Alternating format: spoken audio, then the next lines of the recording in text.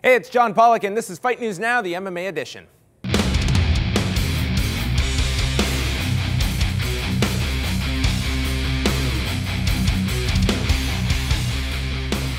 Hello and welcome to Fight News Now, your one-stop shop for all of the news in mixed martial arts. I'm your host, John Pollock, and today you're going to be hearing from Josh Thomson and Donald Cerrone, as well as flyweight champion Demetrius Johnson. John Ramdeen and Robin Black are going 3 rounds, getting you prepared for UFC 169 this weekend, and Robo-Cop will be joining the ship with Priscilla Carapan. But right now, we move on to this week's newsmakers.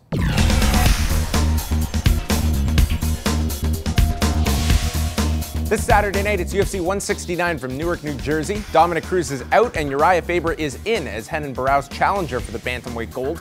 Faber will look to build on his perfect 4-0 year in 2013 with Team Alpha Male's first championship in a rematch from Calgary in July of 2012, where Barao controlled Faber for 5 rounds. And now, the new UFC interim bantamweight champion of the world, Renan Barao. Since winning the interim bantamweight title, Renan Barao has been as dominant as any champion in the UFC. In his first title defense, he showed off his slick submission skills, tapping out Michael McDonald at UFC on Fuel TV 7. Renan Barao, and still your UFC interim bantamweight champion. And at UFC 165, he landed a devastating spinning back kick that led to a TKO of durable Eddie Wineland. This dude destroys you. You know what I mean? 8 years, over 8 years now, 21 fights in a row. That is impressive in this sport. The Brazilian was set to unify the bantamweight title against returning champion Dominic Cruz at UFC 169, but a groin injury would once again knock Cruz out of competition, forcing the UFC to strip him of his title, removing the interim tag from Barao's belt. Stepping in for the Dominator on short notice was the man Barao faced at UFC 149, Uriah Faber. I feel like Barao's done a really great job, especially in his last couple fights, of being the well-rounded fighter. You've seen him take the fights to the ground, use his wrestling, use his jiu-jitsu. Against me, he was able to slow the pace down, and I'm not going to let him do that this time. After losing to Barao, the California Kid has been on a mission to get another title shot. He added Dwayne Ludwig as the head coach at Team Alpha Male, and after a 2013 that saw the 34-year-old score 3 submissions and a 4-0 mark, he was the obvious choice to step in to face the champion. Can Faber avenge his loss from UFC 149 and claim the only title that has eluded him? Or will Barao continue his climb up the pound-for-pound rankings? There's got to be days when you go in to perform and you just don't feel it. You're not there. And whether he has or hasn't, the dude has been there 8 years and has never been beat. The first fight between Uriah Faber and Renan Barao saw Barao control Faber throughout those 5 rounds. Will it be a different story this coming Saturday night? We asked some of the top fighters in the sport for their prediction on this Saturday's rematch for the Bantamweight Championship. Barao keeps impressing me more and more. Uriah's on a tear, like Dana said, he's got the Vitor effect going on. He's getting older, but he's getting better. When you see one person be so dominant against all these other people, and then he gets to a person who understands distance, it's a totally different ball game. Uriah doesn't get tired. Barao does get tired. So let's push the pace, get in his face. I think Barao has really great striking, but maybe not the best boxing. He's not scared. He's not intimidated by Uriah. His last couple of fights, he's looked like a monster. Not taking anything away from Renan. I like both guys, but I'm going to pick Uriah on that one. He's really tearing things up, and he looks really good. The 169 card features not 1 but 2 championship fights as Jose Aldo returns to action defending his featherweight title against Ricardo Lamas in the challenger's first fight since January of last year when he defeated Eric Koch. Aldo is unbeaten since November of 2005 as he seeks out his 17th consecutive victory on Saturday night. Jose Aldo is the best featherweight fighter in the world. He has held the UFC's 145-pound title since its inception. He has defeated a former lightweight champion. He has battered challengers' legs like they were a kick pad. And he has done it without a loss since 2005. Standing opposite the dominant champion at UFC 169 will be the largely unknown Ricardo Lamas. The bully comes into the bout with a 4-0 mark in the UFC, including stoppage wins over Cub Swanson and Eric Koch. But Lamas, big one. Oh, that opened him up. He's fighting like a bully. He's trying to finish. Big elbow by Lamas. Wow! Aldo has dominated wrestlers in the past, but Lamas feels like he has something extra to dethrone the champion. I think to beat a guy like Aldo, you don't have to be just physically strong, you have to be mentally strong. You have to be able to take whatever punishment he throws at you and let him know that it's not hurting you and keep going forward. I think mentally I'm one of the toughest guys in the UFC, and that's exactly what I'm going to do. With 3 major title runs ending in 2013, Lamas hopes that he can keep the trend going on Saturday night. There comes a time in every champion's career where he has to pass the torch. So next Saturday could be Aldo's time. Also on the bill in Newark is a heavyweight bout between two men in desperate need of a W, as Frank Mir will meet Overeem. The two combined have lost their last 5 fights and were originally scheduled to fight back in November, when they were pushed back to this weekend's event over Super Bowl weekend. And we now take a closer look at this heavyweight matchup. Big right hand by the champion. A flurry, trying to finish before the horn. Silva starting to. He rides it. Big uppercut. This is a championship fight. And it is all over. He turned. That's it. That's it. Travis Brown has done it. Yeah, it's been a rough stretch for both Frank Mir and Overeem.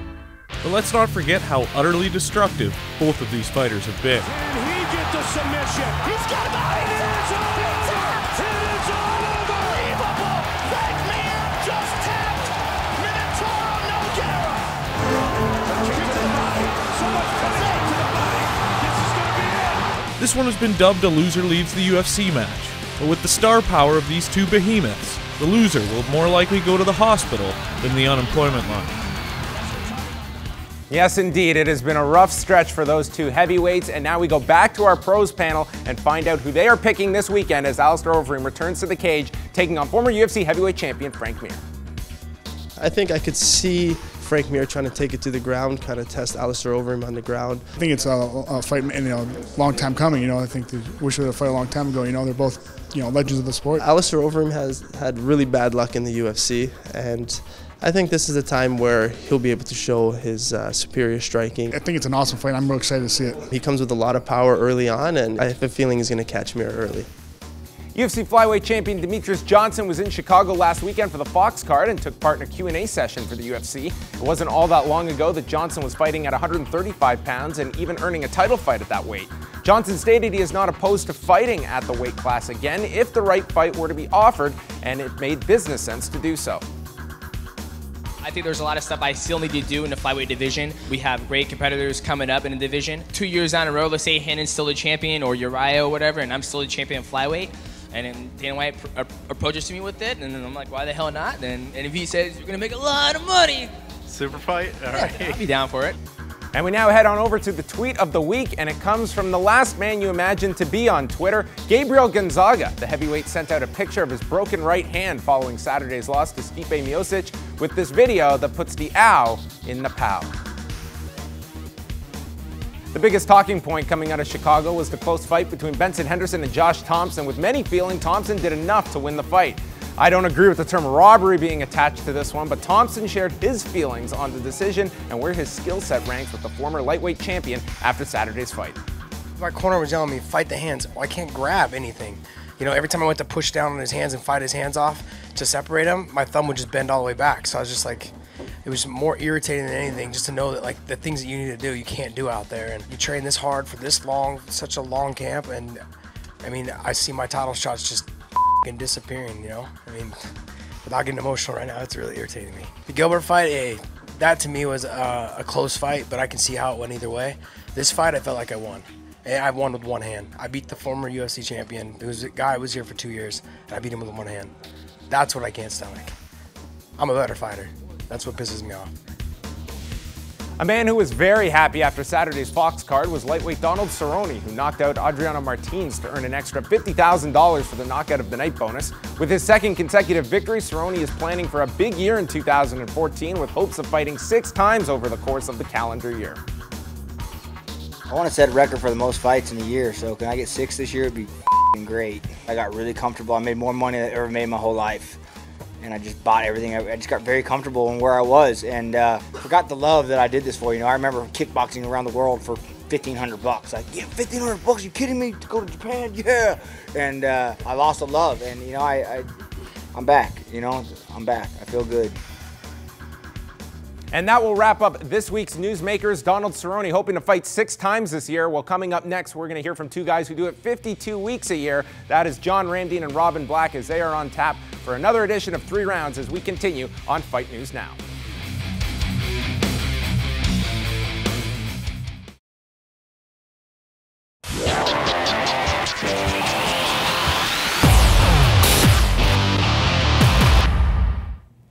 We are back on Fight News Now. It's John Pollock with you, and you know what time it is as we welcome in John Ramdine and Robin Black for this week's edition of 3 Rounds. And today they are chatting UFC 169 and why you want to be tuning in before the pay-per-view begins on Saturday. Thanks, John. UFC 169 goes down February 1st from the Prudential Center in Newark, New Jersey. 2 titles on the line as Barao looks to defend his title against the man, Uriah Faber, and the other man, Jose Aldo, takes on Ricardo Lamas. But there are a lot of things, a lot of reasons why to love this card. You look at John Lineker, just one reason, taking on Ali Bagatinov. The problem is John Lineker has an issue making weight. Do you think that'll be a problem this time? Well, it better not be, man, because not only, I mean, what did he miss? 3 times or is it 4? I mean, are you even a 125er at this point? And here's the thing, man. It's like this guy's incredibly talented. One of the funnest breakdowns I ever did was breaking down this beautiful work alternating between body and head, teaching his opponent, you know, to cover one and hit him with the other. Super talented. He's the type of guy you can really cheer for, type of guy fans really like. But when you miss weight, there are a couple penalties. One is that you lose 20% of your purse. That sucks. 2 is you do not move forward in your division, even if you win. And 3, the public ridicules you. People in your own business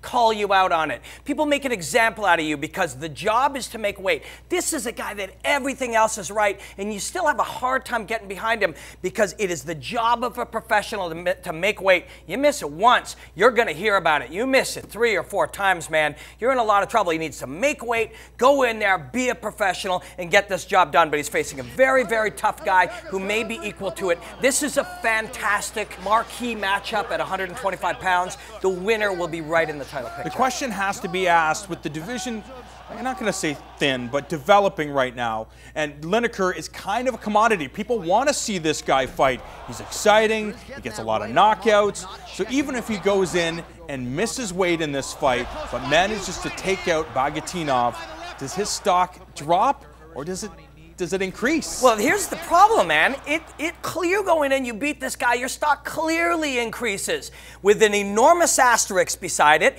that instead of everybody going, wow, his incredible setup on his right hook, that unbelievable body work he did, talking about these fantastic performances, defending these takedowns, being excited at the end, capturing people's imagination, instead of saying all of that, if that were to happen, we go, this guy can't make weight, he's missed weight. It takes away from it dramatically in the eyes of the fans and in the media who sit around like us analyzing everything and bringing the stories to the people. That's what they talk about. So it harms you without question. It almost harms you worse when you win because you don't get to enjoy all the spoils of victory. Bagatinov, 12 victories, 9 of those by finish. I think 5 knockouts, 4 submissions. So he really can do it all. Do you think he's going to have enough ego to stand and trade with John Lineker? You know, the UFC has done a great job with finding the right Russian guys. And you know, Bellator has a lot of Russians. We're seeing Russians coming all over. But these guys, they take these guys from this combat sambo breeding ground, these like world champion level sambo guys.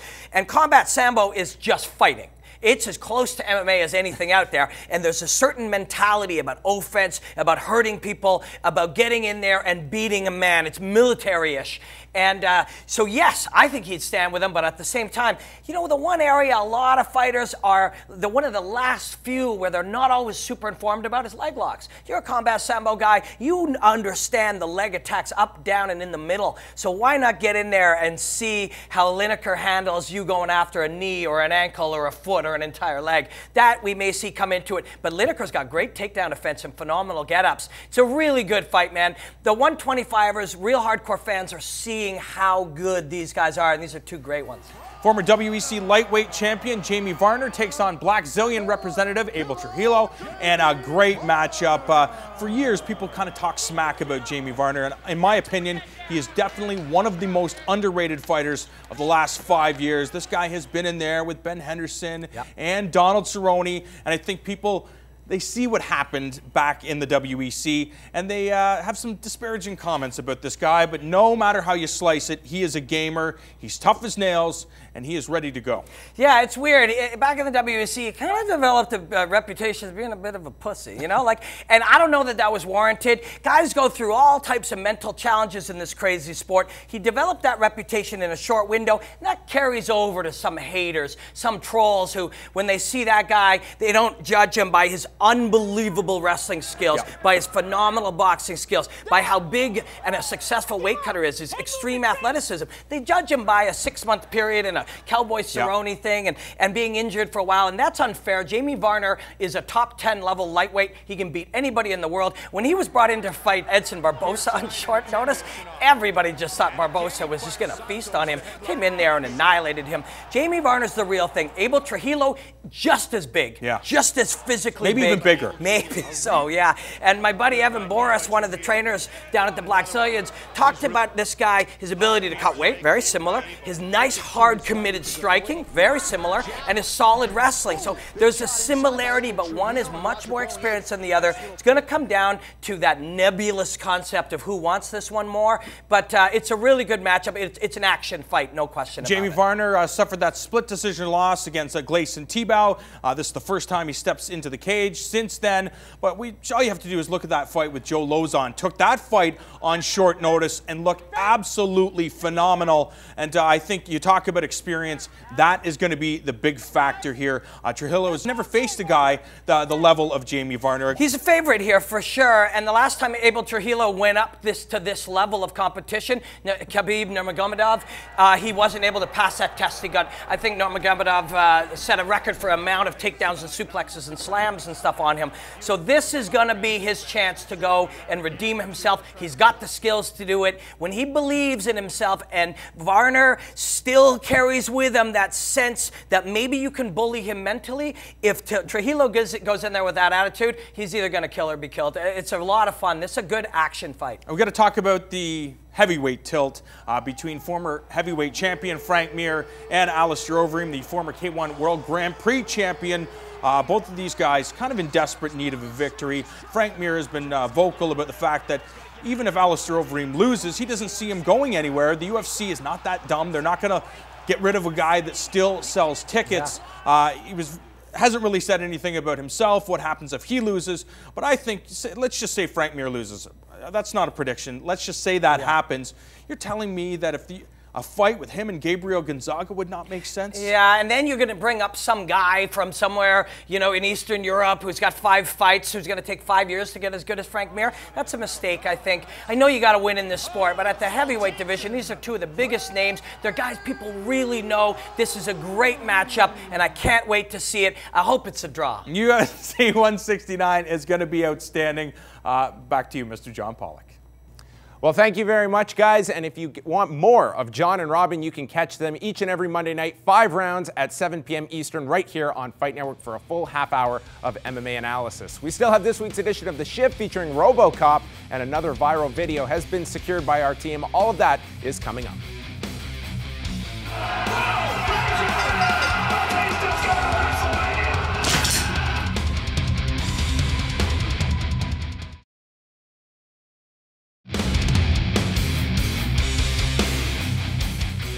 We are back on Fight News Now, and a lot of today's show has been focused on UFC 169 this weekend with 2 title fights on the bill. You will want to check out the schedule because all week long we are running the countdown to UFC 169 special, focusing on the top 3 fights. One man who won't be in action this Saturday is Alex Murphy, as Priscilla Carapan takes us to the year 2028 on this week's edition of The Shift. He's still half man and half machine, but he's been totally revamped. The reboot of Paul Verhoeven's Robo-Cop hits theaters February 12th.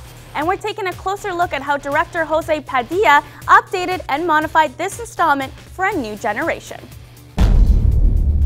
What if I told you that even the worst neighborhood in America could be made completely safe? How do I know this? Because it's happening right now in every country in the world but this one. There's a lot of wrong ways to do a Robo-Cop remake, but when I heard that it was Jose Padilha that was going to do the remake, then I became very interested in it. We kept a lot of the punch of the original movie, What the hell did you do to me? In the irony, in the political commentary.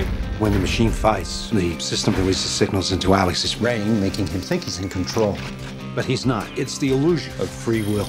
We did our best to honor Robo-Cop. I think it's an interesting retelling of a story that resonated in that time for a new generation. I'm gonna put a man inside a machine. I own a large company called Omnicorp, who creates him. Time to wake him up. I play a journalist, actually. Why is America so robo-phobic? Guy by the name of Pat Novak, who's an interesting combination of, I call him Rush Sharpton. So we'll see how that plays. It's good, it's fun, it's entertaining. It's very gritty, it's political, it's intelligent. I hope you guys like it. Dead or alive, you're coming with me. That's it for the shift this week. Back over to you, John. Thank you, Priscilla. And from Robo-Cop, we transition to this week's viral video, which 14 years from now in the future will probably elicit the same reaction as it does right now. Check out this week's selection.